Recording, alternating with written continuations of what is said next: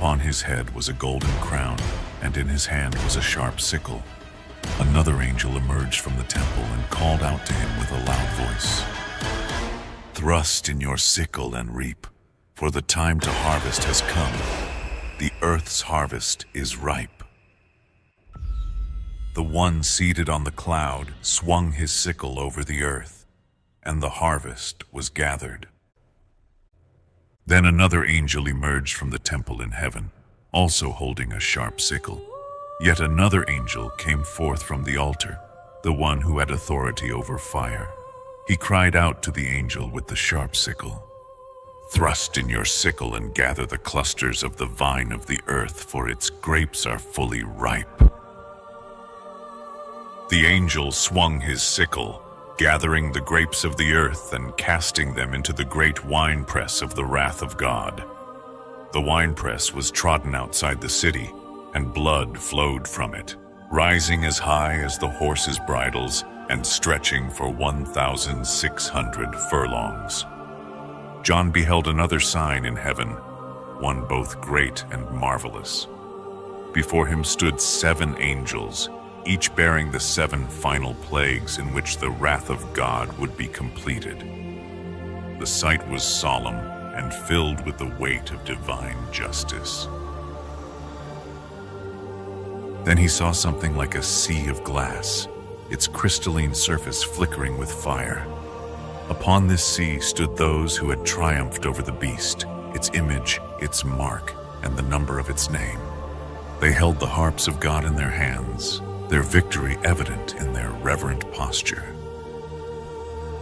They began to sing, their voices rising in unison in the song of Moses, the servant of God, and the song of the Lamb.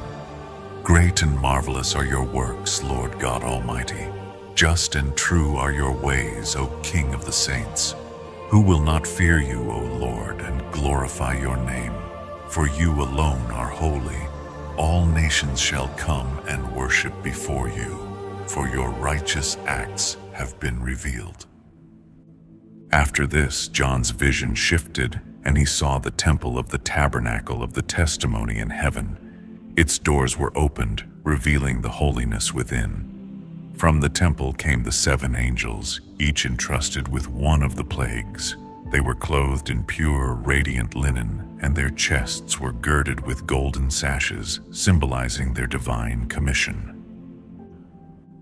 One of the 4 living creatures approached, carrying 7 golden bowls filled with the wrath of God, who lives forever and ever. The creature handed these bowls to the 7 angels, their task now clear. As they prepared to fulfill their mission, the temple was filled with smoke, the tangible manifestation of God's glory and power. The presence was so overwhelming that no one could enter the temple until the 7 plagues of the 7 angels were completed. A great voice thundered from within the temple, commanding the 7 angels, "Go and pour out the bowls of the wrath of God upon the earth." The first angel stepped forward and poured out his bowl upon the earth. At once, painful and grievous sores broke out on those who bore the mark of the beast and worshipped its image. Their torment was great, yet their defiance remained. The second angel poured out his bowl upon the sea, and it turned to blood, thick and putrid, like the blood of a dead man.